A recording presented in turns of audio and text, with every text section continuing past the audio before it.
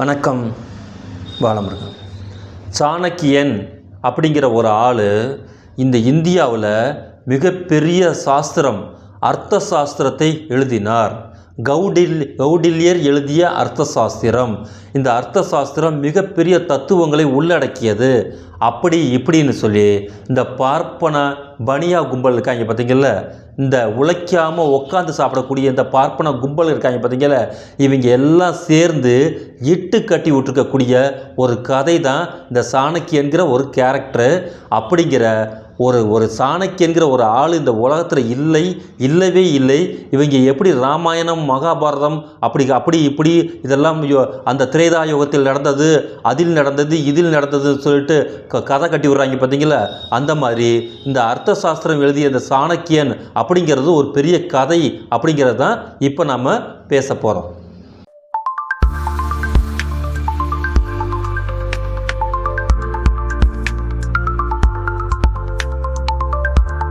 வரலாற்றில் நந்த வம்சம், இந்தியாவில் மிகப்பெரிய வம்சமாக இருந்த நந்த வம்சத்துடைய முடிவின் காலகட்டத்தில் அதன் பிறகு உருவாகி இருக்கக்கூடிய சந்திரகுப்த மௌரியர் குப்த பேரரசு, அதாவது மௌரிய பேரரசு உருவான காலகட்டத்தில் அப்போ தான் என்ன இந்த இந்தியாவுக்கே தலை சிறந்த ஒரு பேரரசை கட்டி எழுப்பியிருக்கக்கூடிய ஒரு பேரரசு எதுன்னு கேட்டிங்கன்னா அது மௌரிய பேரரசு தான்.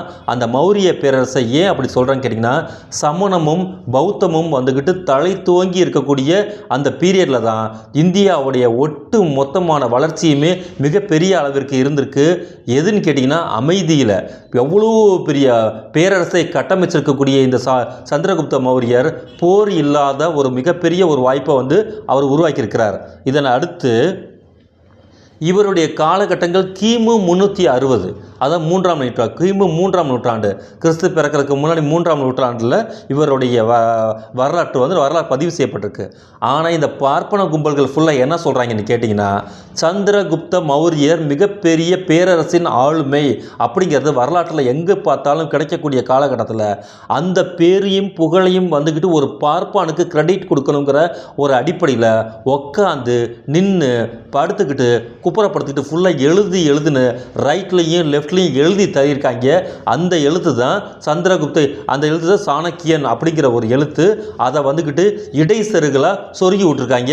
எந்த பீரியட்லையும் கேட்டால் உங்களுக்கு பௌத்தத்தையும் சமணத்தையும் அழிக்கக்கூடிய காலகட்டம் எது? குப்தர்களுடைய காலம். குப்தர்களுடைய காலம் இந்தியாவின் மிகப்பெரிய இருண்ட காலம் அப்படின்னு சொல்லக்கூடிய காலகட்டத்தில் தான் அந்த வேத நாகரிகம் அப்படிங்கிற ஒரு விஷயத்தில் தான் இந்த குப்த பேரரசு கையில் எடுக்கிறாங்க. அந்த கையில் எடுக்கும் போது அங்கே இருக்கக்கூடிய அந்த குப்த மன்னர்கள்லாம் இருக்காங்க பார்த்தீங்களா, முழுக்க பார்ப்பன அடிமைகளாக இருக்கும் போது அந்த நேரத்தில் இதற்கு முன்னாடி இருக்கக்கூடிய மௌரிய பேரரசுடைய ஒட்டுமொத்த புகழையும் நாசம் செய்யக்கூடிய அளவிற்கு அனைத்தையும் ஒழிக்கக்கூடிய வேலையை தொடர்ச்சியாக செஞ்சுட்டு வந்தாங்க. அதன் அடிப்படையில் அவங்க போட்டிருக்கக்கூடிய நாடகம் தான் தொடர்ச்சியாக சமஸ்கிருத நாடகத்தை அவங்க முழுக்க அந்த குப்த பேரரசை ஃபுல்லாக ஏற்றுனாங்க. அந்த சமஸ்கிருத நாடகத்தோட பேர் முத்ரா ராட்சசம். அந்த முத்ரா ராட்சசத்தில் தான் இங்கே இருக்கக்கூடிய அந்த குப்த பேரரசோடைய வந்துக்கிட்டு அந்த பழைய காலகட்டம் இருக்குது பார்த்தீங்கல்ல, அதாவது சந்திரகுப்த மௌரியர் இருக்கார் பார்த்தீங்கல்ல, அந்த சிறப்பான காலகட்டத்தை வந்துக்கிட்டு எங்களுடைய பார்ப்பன சாணக்கியன் கொடுத்தக்கூடிய ஐடியாலஜின்னு அடிப்படையில் தான் அவர் கவர்மெண்ட்டை நடத்தினார் அப்படின்னு சொல்லி இல்லாத புருடாக்கள், அதாவது அம்பேத்கரை எதிர்த்து ஒழிக்க முடியாதுன்னு தெரிஞ்சுக்கிட்டு இருந்த பார்ப்பன கும்பல்கள் அம்பேத்கருக்கு மாலை போடுவானுங்க. ஆனால் தலித் மக்களை தாழ்த்தப்பட்ட மக்களை கொடுமைப்படுத்துவாங்க.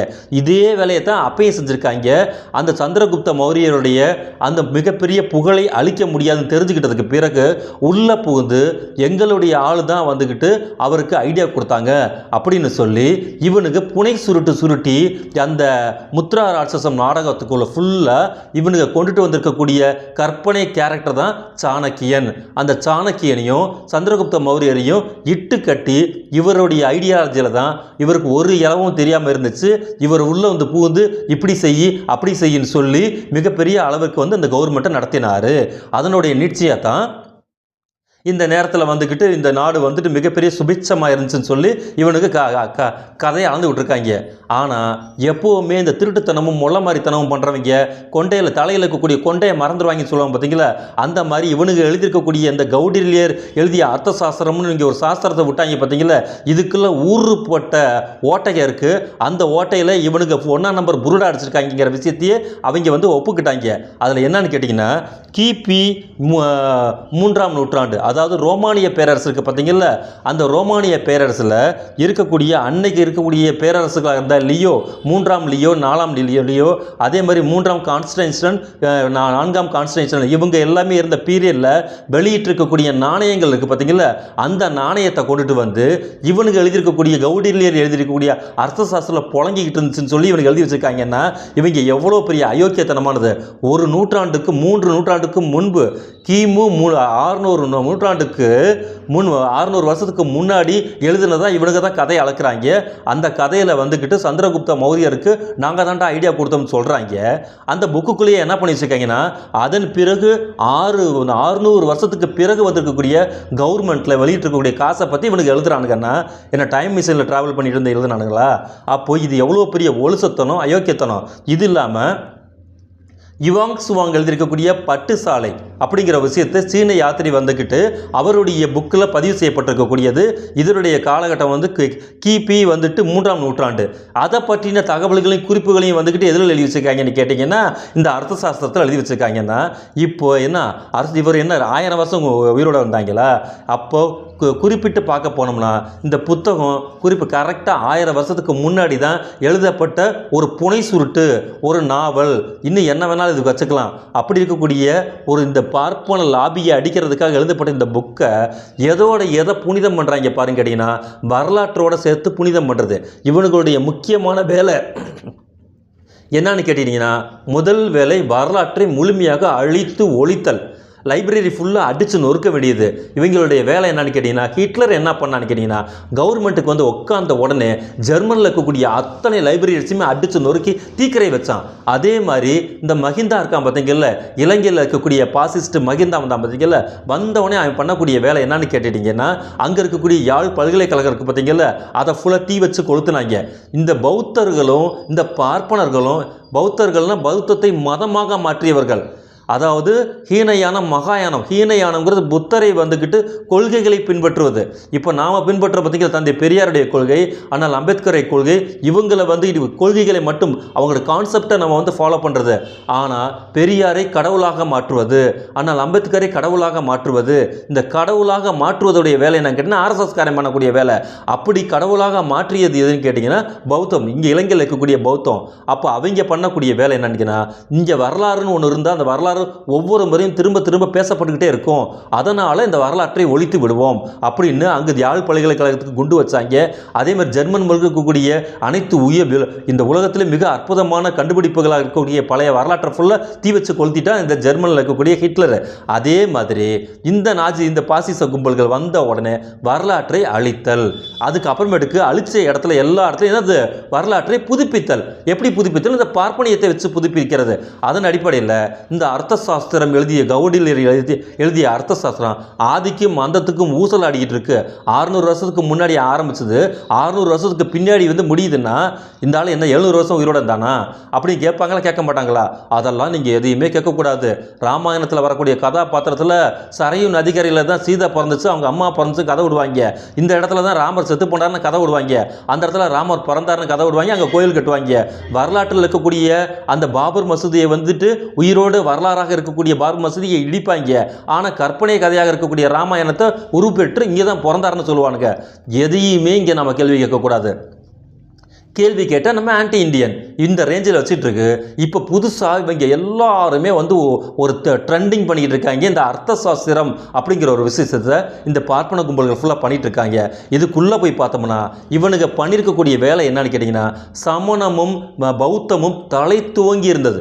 அங்கே உருவாகி இங்கே தென்னாடு வரைக்கும் மிகப்பெரிய அளவிற்கு தலை துவங்கி வருவதை கண்டு அச்சமுற்ற இந்த காட்டு மிராண்டிகளான பார்ப்பன கும்பல்கள் என்ன பண்ணாங்கன்னு கேட்டிங்கன்னா, அதுக்குள்ளே புசியமுத்தனல் மாதிரியான பார்ப்பன பார்ப்பன் உள்ளே புகுந்து நாசம் செஞ்சு சுத்தமாக தொடச்சி எடுத்துட்டதுக்கு பிறகு அதன் பிறகு இந்த அர்த்த சாஸ்திரம் அப்படிங்கிறத உள்ளே கொண்டுட்டு வந்துச்சு. அங்கே பெண்களுக்கு எதுவுமே உரிமை கிடையாது. அனைத்து விதமான 4ஆம் தர ஜாதிகளையும் வந்துக்கிட்டு அங்கு தான் கவர்மெண்ட்டாக மாற்றப்படும். பார்ப்பான் மட்டுமே வந்துக்கிட்டு கல்வி பெறக்கூடிய உரிமை. மற்ற அனைவருமே சூத்திர முண்டங்கள் அத்தனை பேருமே வேலை என்னது கூலியற்ற கூலிகள், அடிமை கூலிகள் அப்படி இப்படி எழுதி வச்சுட்டு ஊர் உலகத்தில் போய் உட்காந்து எப்படி கொள்ளையடிக்கலாம் அப்படின்லாம் எழுதி வச்சுருக்காயா. ஆற்றுப்படுகை ஓரத்தில் போட்டை கொண்டு விட்டு அதுக்குள்ளே போய் எப்படிலாம் கொள்ளையடிக்கலாம், அங்கே இருக்கக்கூடிய எப்படிப்பட்ட பெண்களை ஃபுல்லாக எப்படி களவாடலாம், எப்படி பாலியல் பலாத்காரம் பண்ணலாம், அந்த வாழ்ந்த பெண்கள் இருக்கக்கூடிய வீட்டை வந்து கொள்ளையடிச்சதுக்கு பிறகு இருக்கக்கூடிய குடிசைகளை எப்படி தீ வைக்கலாம், இதெல்லாம் எழுதி வச்சுருக்கேன். இதில் கவுட்டிகள் எழுதிய அர்த்த சாஸ்திரத்தில். இந்த சாஸ்திரத்தை கொண்டுட்டு வந்து நம்ம தலையில் திணிக்க பார்க்குறானுங்கன்னா எப்படி ராமாயணத்தையும் மகாபாரதத்தையும் நம்ம தலையில் திணிக்கப்பட்டு இதுவே இந்தியாவின் உயர்ந்த ஒரு இதிகாசங்கள் அப்படின்னு எப்படி இன்னைக்கு வரைக்கும் புருடை அளந்து கொடுக்கிட்டு இன்னைக்கு வரைக்கும் அந்த பார்ப்பன அடிமைகளாலையும் பெரிய அளவுக்கு பணம் பொருட்களை செலவு பண்ணி சினிமா படமாக எடுத்து விட்டுட்டு சிந்திக்கவே முடியாத அளவிற்கு நம்ம மேலே வந்துட்டு கற்பனை சுருட்டுகளை கொண்டு நம்ம மேலே விட்டுக்கிட்டே இருக்காங்க இந்த பார்ப்பனர்கள். இதன் அடிப்படையில் தான் நம்ம மக்கள் வந்து கல்விப்படுத்தப்பட வேண்டும், அரசியல் படுத்தப்பட வேண்டும், இந்த அயோக்கியத்தனங்கள் எல்லாம் தோலுரித்து காட்டப்பட வேண்டும் சொல்லிட்டு நாம் தொடர்ச்சியாக வந்து அறிவுக்கு முக்கியத்துவம் கொடுத்துட்டு வாசிப்புக்கு முக்கியத்துவம் கொடுத்துட்டு இருக்கக்கூடிய சூழ்நிலையில் ஒவ்வொரு நாளும் பார்ப்பான் விடக்கூடிய இந்த புனைச்சூட்டுகளுக்கு பார்த்தீங்களா, இதை ரொம்ப ரொம்ப கவனமாக நம்ம கையாள வேண்டும். ஏன்னா நாம் அசந்தம்னா நம்மளுடைய தொடையில் இவன் கயிறு திரிக்க மாட்டான், வடமே திரிச்சிருவான் பார்ப்பான் அப்படிங்கிறது அனைவருக்கும் தெரிய வேண்டும், தெரிந்திருக்க வேண்டும். அந்த விஷயத்தை நாம் கொண்டுட்டு போய் சேர்க்க வேண்டும் என்பதில் தான் இன்னைக்கு நாம் இந்த சாணக்கிய சுருட்டு இருக்கு பார்த்தீங்களா, புனை சுருட்டை வந்துக்கிட்டு நம்ம வெளிப்படுத்த வேண்டியது நம்மளுடைய கட்டாயமாக இருக்குது.